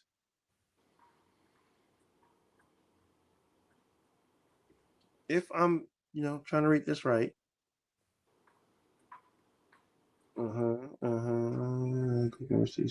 Kane appeared in the Arrowverse and Wallace Day. Cassandra is the daughter of world-class assassins David Kane and Lady Shiva. Oh, that's right. Now it's all tying together. Because now that reminds me of what was it, Young Justice? Yes, Young Justice. Young Justice. Yeah, and then she became Cassandra Wusan. Yes. So who do y'all think was the worst Robin? Out of Dick, Chris Jason, O'Donnell, Tim, Stephanie, and Damien. Oh, you're talking about the. Oh, I'm sorry. I were talking about actors. I said Chris O'Donnell. My bad. I would say Jason because he was too damn hard headed, but in the sense Jason, he was much. But in certain times he was much like Batman, to where Batman couldn't stand it. Because I mean he was almost like Drake. Drake is the one who deduced the identity of Batman. Yeah, but he's the one who brought it out. And that was good. And I love how the Titans did that. But also, Jason Todd's death gave us the Frank Miller incarceration of Batman. So everybody had an integral part of Batman. Yes. So like you can't say there was not a bad one, I guess, per se. No. Yeah. I just say Jason Todd was the most hard-headed version, though. I like Damien's version. Damien is just because he's just like his dad. Straight asshole. Yeah, he's straight like his dad. Asshole. Just too confident. Just way just arrogant. Just like even as a kid, he's like looking at Batman, going, "I can fuck you up right now." And who does that sound like? Bruce. Exactly. It's like, and even in the movies, that's when he did some shit. Bruce just looked a little. Yeah, that's my fucking God son. Damn it, you are my child. Yep. I would have did some shit like that too. And I love how when he came into the manor and how he was just buffing Alfred around already. Alfred's looking like, motherfucker, you just got here and clean my shoes, motherfucker. Look here, little one. I'll fuck you up. And also, I love that we had an Alfred origin. If you ever saw the show Pennyworth, that was spot the like. Okay, no wonder why this motherfucker know how to hold his own when Batman be doing his shit.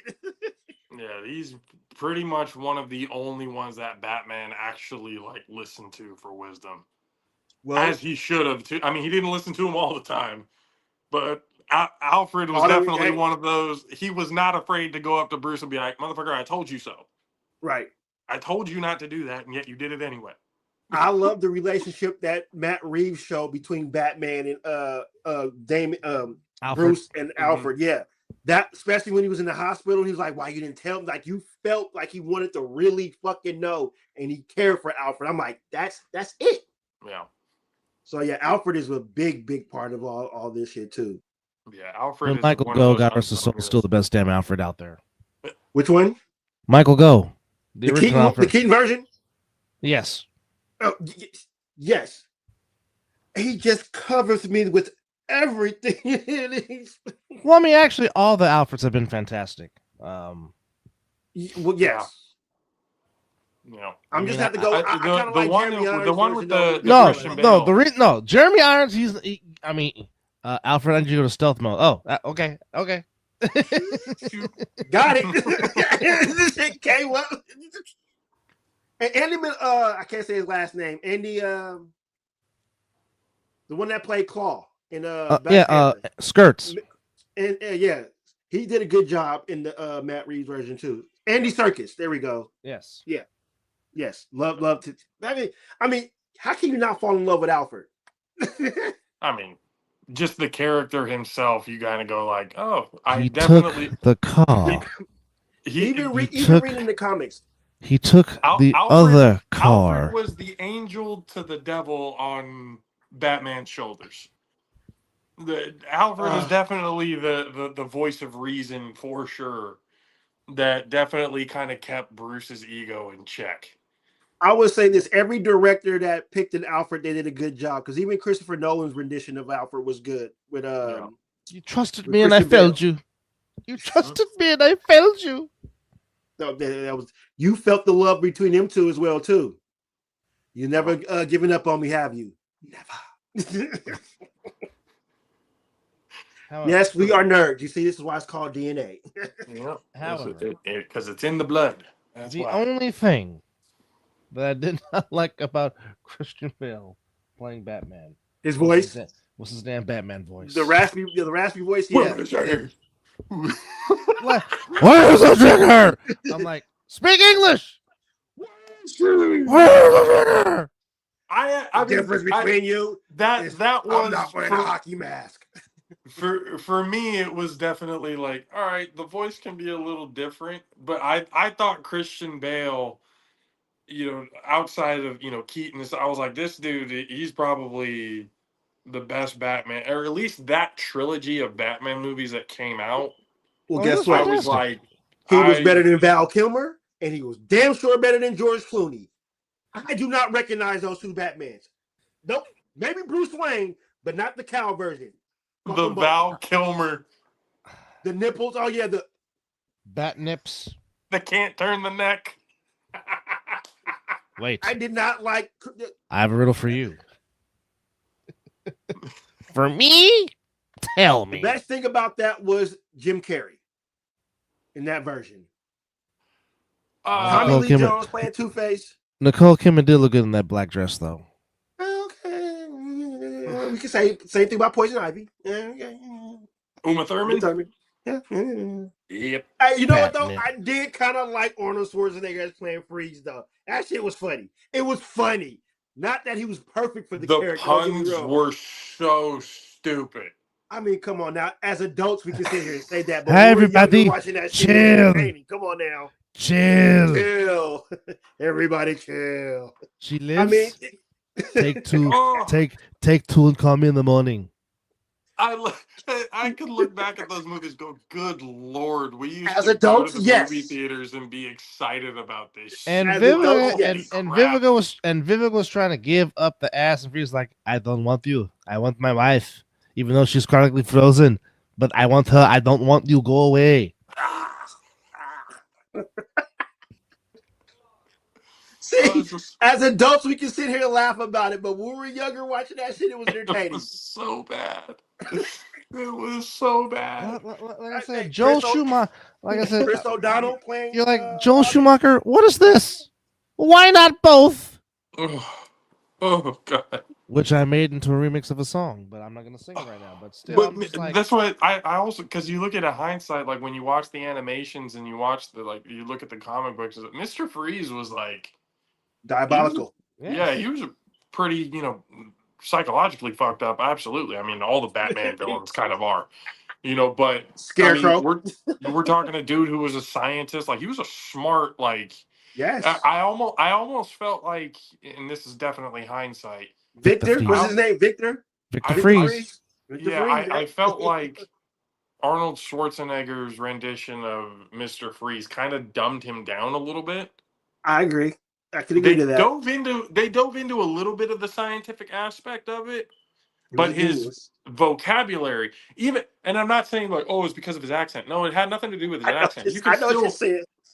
You can still have the accent and in what you're saying still sound intelligent. Yes. Who's your daddy, and what does he do? But it's essentially that's what we got. We got Predator as Mr. Freeze. Get to the chopper. Get to the chopper. That's who we got as Mr. Freeze. The bridge is out. You know? That's who we got as Mr. Freeze. Instead, we got Meathead Mr. Freeze instead of intelligently, sound Mr. Freeze on that one. So it was just kind of one of those, like, the puns were like, dude, every fucking line. And I totally forgot that Jesse the Body Ventura had a cameo in Batman and Robin. Yeah. Who had? I mean, other than Stan Lee, because he has the best cameos and all of them. Oh, I missed that guy. Who's had the best cameo in a superhero movie? I almost want to say Macho Man just to be funny. Moonsault's ready. I got you for 3 more minutes. Didn't Luke Ferrigno make Lou Ferrigno was the Hulk for the longest time. No, what I'm saying is he made a appearance in one of the future movies, didn't he? One of the just recent ones, yeah, I think. I'm pretty sure he did. Well, I mean, like I said, the Henry Cavill appearance at the end of Black Adam still stands for me because of what could have been. Yeah, because no one saw that one coming. No, that was the good part about it. That reintroduction. Yeah, I can agree to that one too. What about Keaton in The Flash?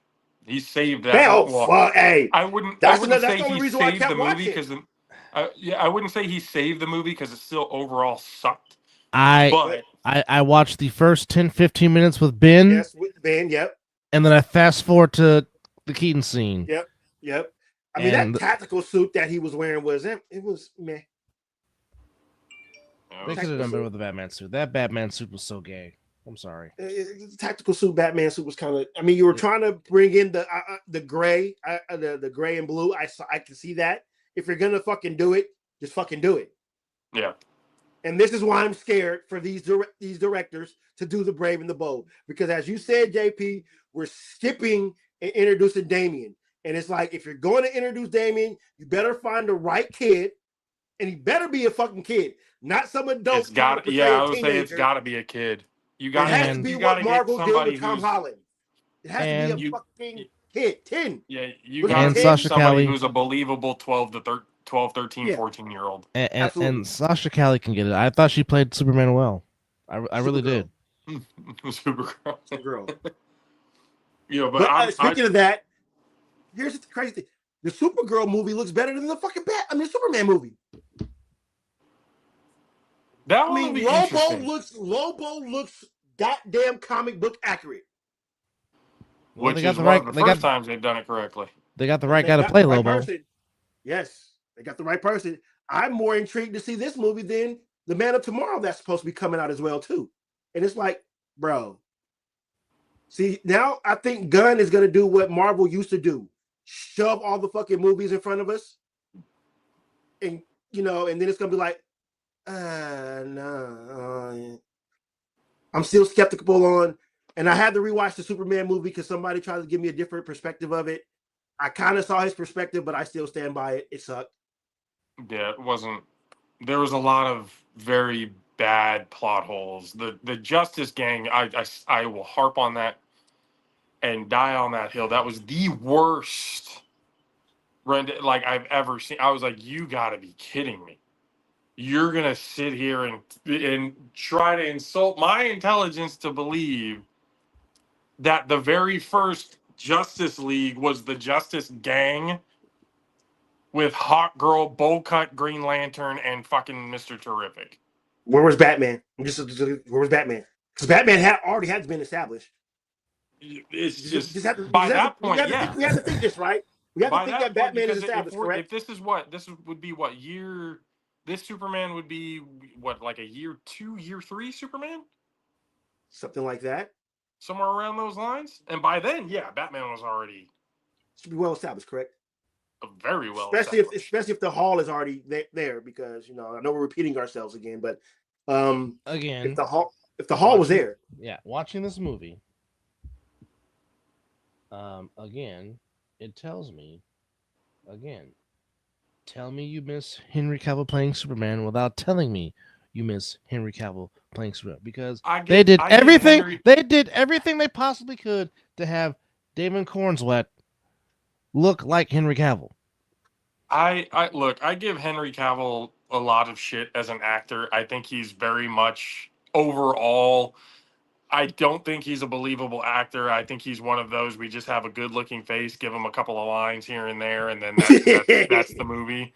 Even as Superman, he didn't necessarily talk too much, but he was still.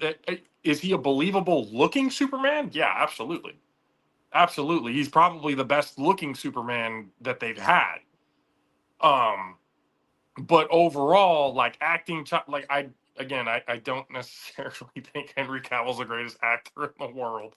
I'll give him credit where credit is due in certain projects, but overall, I'm just like, dude, you go back to acting school, something. Like, man, you can't just be a pretty face out there.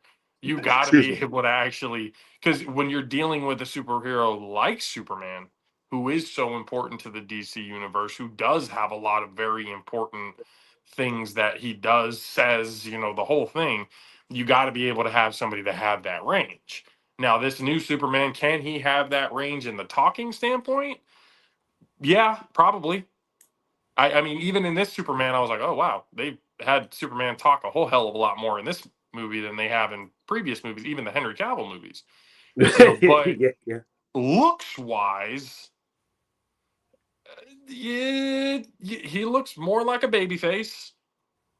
He looks, it almost looks like there's definitely a bodysuit there.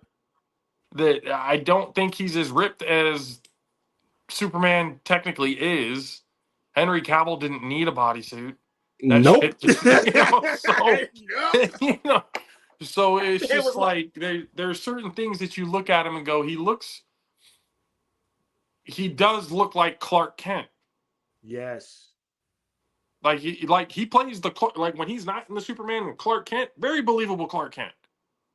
Nerdy guy, the whole thing, very believable. But when he puts on the suit, it's like, okay, you might as well just keep the glasses on, because you don't look any more. You still look like Clark Kent, who is cosplaying Superman. Even though obviously people go, well, they are the same person. No shit, dummies, but understand what we're talking about here. Because even Clark Kent, with Henry Cavill, there was still that look of like, that could be Superman. He looks way too big to be a nerd. He looks like there's something about the fact that he can just put on glasses and nobody knows who the fuck he is. It's astounding to me. Isn't, and I could be completely wrong, but I heard something to the effect of, I guess the glasses gives off an illusion. Yeah. When he puts them on, it gives off to people who see him, the glasses put a different form look on almost. Them. They said that in the Gunn version of Superman. Is that what okay. That's what guy the bowl cut guy said. Okay. Got it. So as I was saying, looking at it going, that would actually make sense and put a slight answer into the plot hole. Mm-hmm. That is that, quote unquote disguise. Because it's like, how do you see Superman? You got the newspapers, you got all of that, but the glasses are the thing that throw you off. He still has the same haircut with the fucking curl as he does. Same build. He's still So got the true. Luther Vandross curl right there in the fucking middle, but nobody can put two and two together that this is the guy. Is that Superman? It's just like, wait a He's minute. still got Luther Vandross curl. He's still got the same curl. The same. There's nothing about him that's different other than putting on, you know, the suit with the glasses. Facial wise, like he is exactly the same. There is nothing different about it. So I was saying, get the glasses being able to give that illusion. That was probably the only thing that I was looking at that going, okay, that gives there may be a slight plot hole to it. But if they are magic glasses or something to that extent, it makes a little bit more sense. That's the very than, first time that's been explained. I've never even I don't even know if I read that. I probably have read it in the comic, but probably just let it just. But yeah, right over the head. Yeah, that's what I'm saying. Yeah. It's got to be somewhere in there, but for them to kind of address that I was pretty plot smart. hole in a sense. Yeah. Yeah, I was like, okay, I can appreciate, because that is one of those plot holes that you go, okay, when we're looking at a comic book way back in the day, we're not really thinking about it cool, but logically, realistically, would glasses be the only thing that people wouldn't be able to recognize him? Brother, I can't remember which Superman movie it was with Christopher Reeves, but remember when he showed Lois, he took off the glasses and they made that magical noise, and she's like, oh, and she was shocked. So that probably gave us A slight hint the into slight idea. We just didn't keep, because we're so in tune, like, how many times we watch because the movie? I didn't even think about the noise, like when he took off the noise, The like that music. magic. I didn't even think about Yeah. that, because when I'm watching. Oh, somebody must be calling JP. It happens when he receives a phone call. That happens, and People calling me again. See, I just said. I can't hear anything now. Damn it. No, but yeah, the magical music noise in that movie. Dub, if you can hear me, do you remember that part of which Superman was that? If you're still close by, I want to say that was Superman 2, because they were at the Niagara Falls, I believe, when Lois was trying to. Can you hear me? Do things. Can you hear me? I can't. Fuck.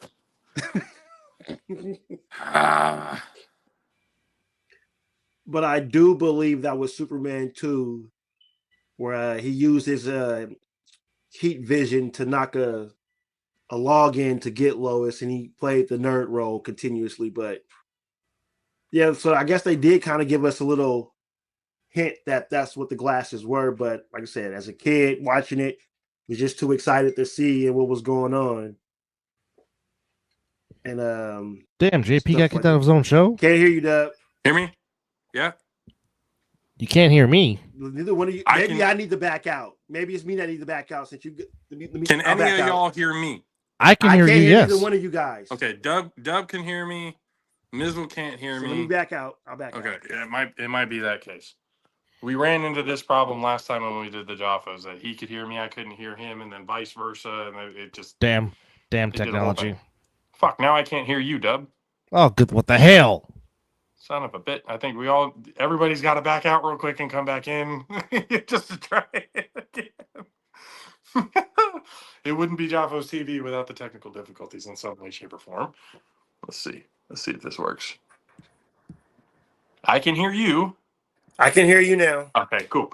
Now Dub was the same thing. As soon as you backed out, I stopped being able to hear him. So, great. You know what? First episode, shit gotta happen.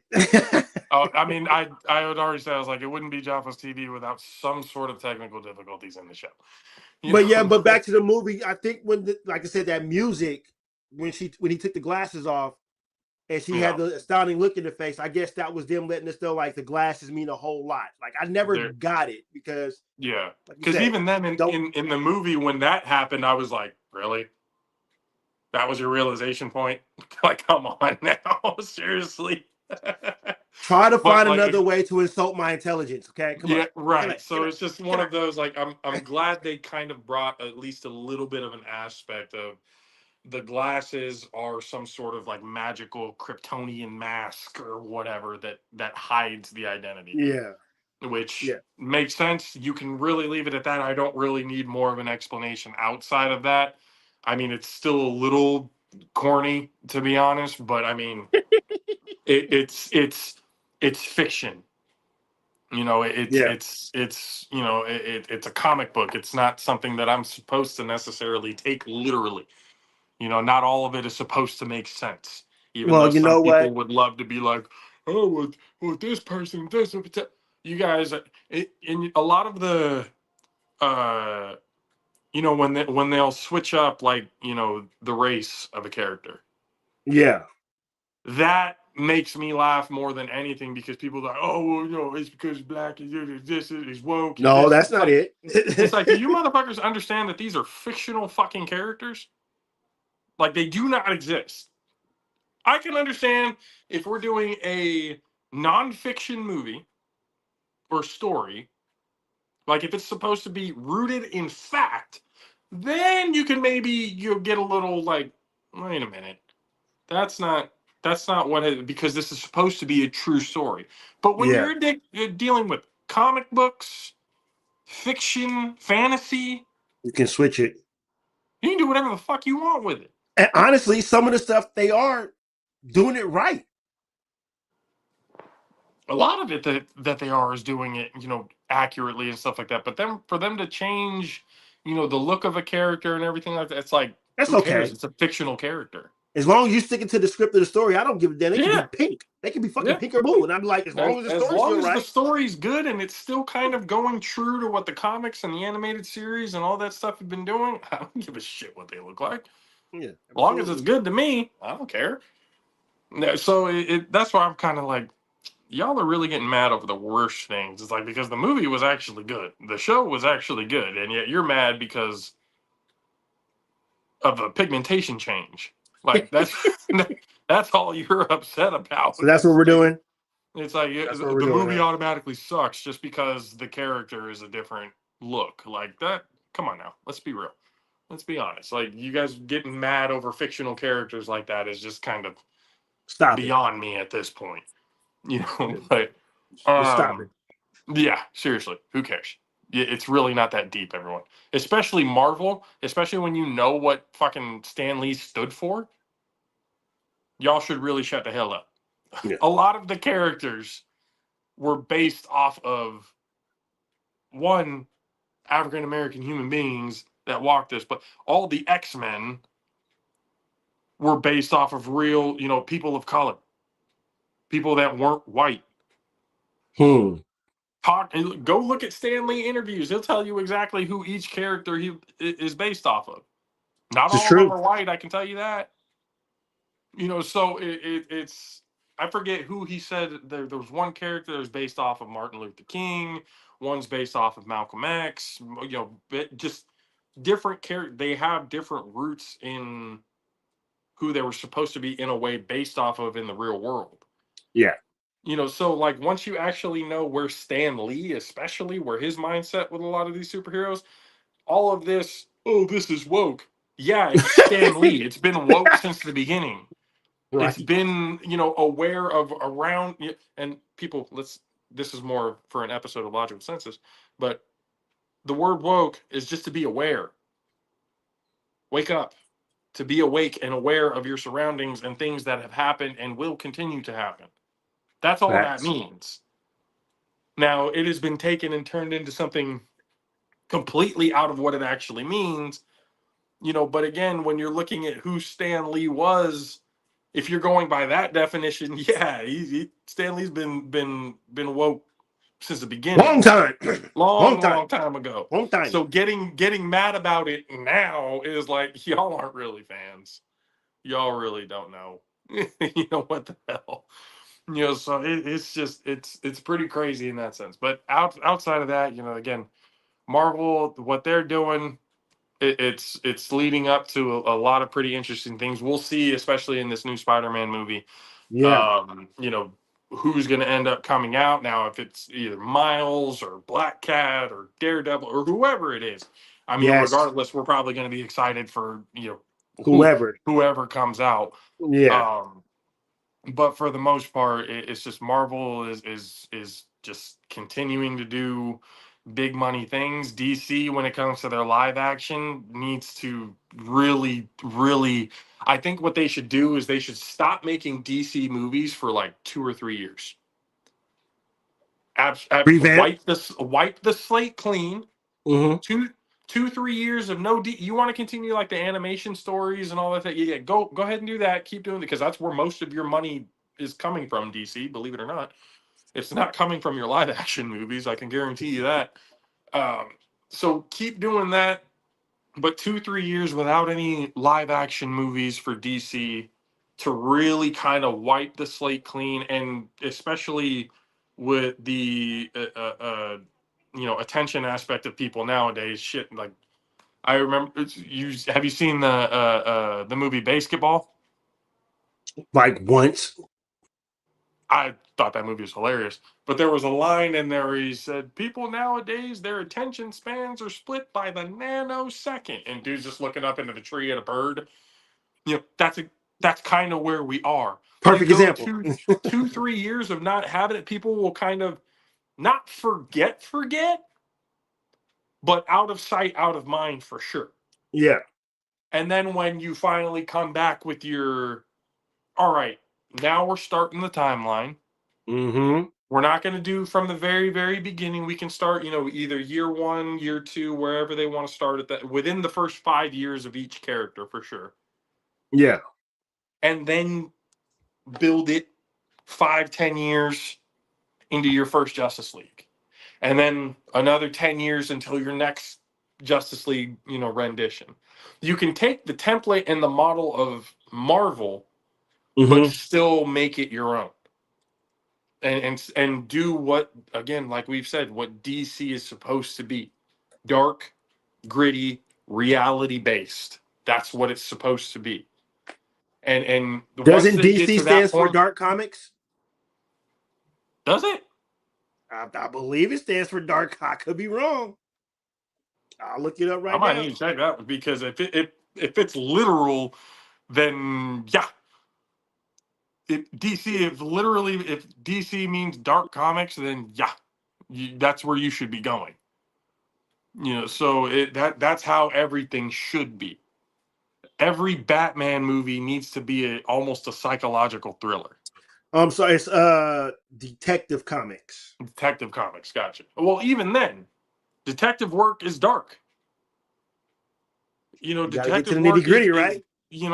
Detective work is dark, gritty reality shit. Like that's hard stuff that, I give detectives and stuff all the, praise in the world, because they deal with some pretty fucked up shit, that'll scar people, so when you look at that all in itself should tell you, every Batman movie needs to be a psychological thriller.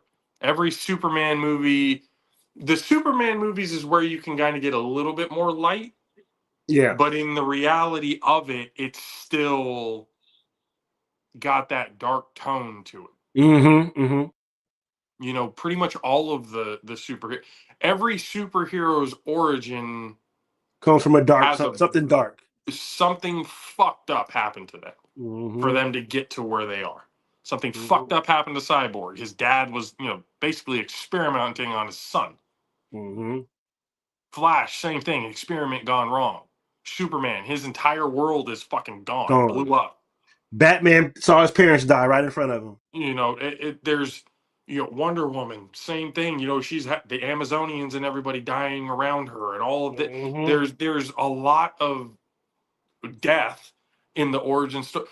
What DC has done well over the years when it comes to the comics and the animated series has brought up an age-old question that I find very reality-based. And it's the sense of, The difference between a hero and a villain is the actions you take after something fucked up happens to you. Yep. Because the hero and a villain could have the same fucked up thing happen to them, but the only thing that differentiates them is how they handle said situation. They either become the hero. I don't want this to happen to everybody else, so I'm going to do what I can to be able to help everybody. Or you go the villain route and go, I'm going to fucking burn the world down. Fuck the world. That's DC Comics in a nutshell, right there. You can there's a lot of similar. If you look at the villains compared to the superheroes in said comics, there are a lot of similarities that the villains share with the heroes. It's just they took the different route. They took the burn the world down rather than save the world. And I'm not gonna let you do that. That's what makes it perfect. That's what makes it perfect. Each have a bad history. One decides to go away this way, another goes this way. So now they battle each other. I mean, now DC makes perfect sense, and Batman is the world's greatest detective. So, so it's just there's a lot of things that can be done in DC that they I think they should do. I think taking that 2-3 hell, maybe even a 5-year hiatus to really get the shit together and will find out. Suck, but I agree that should happen. I mean, it's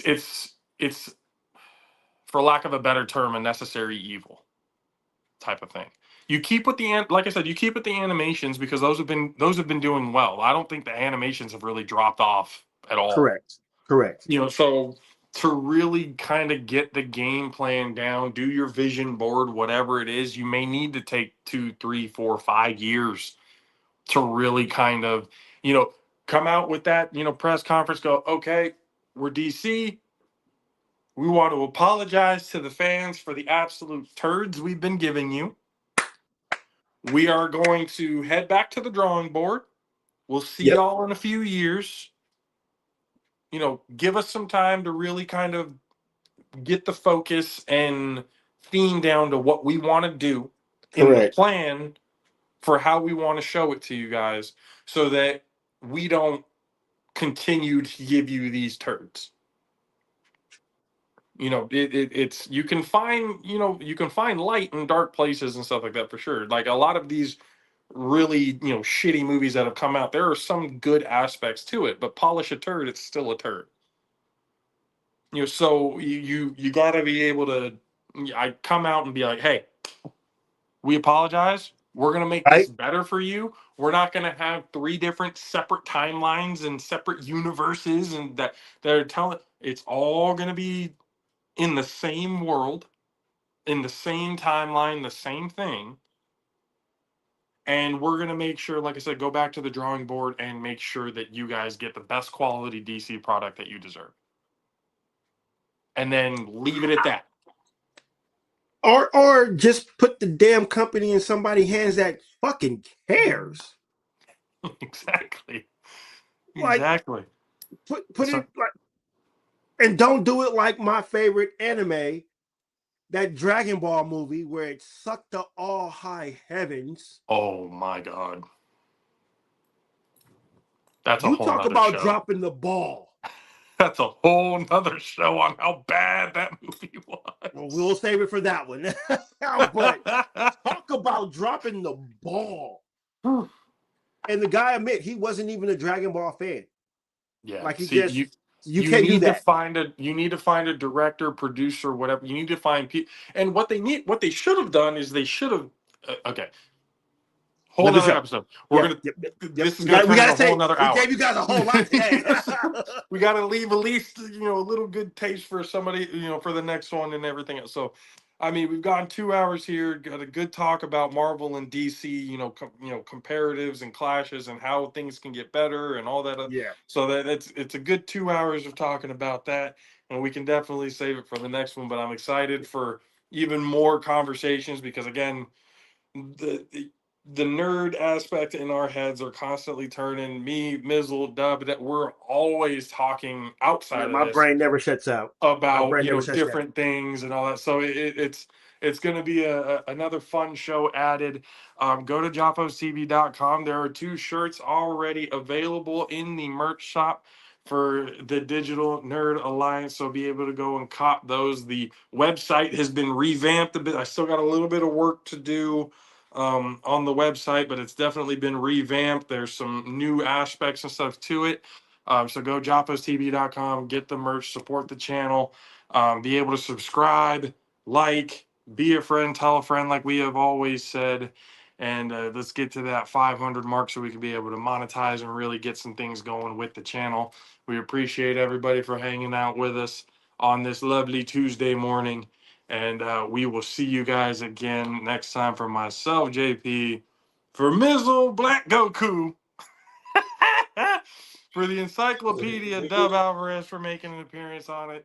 And hopefully, more and more and more. I kind of want to get as many, same nerdy minds on here to be able to talk about things as possible. So that'll be very interesting to have. But we will see you guys again next time. Appreciate it. See y'all later.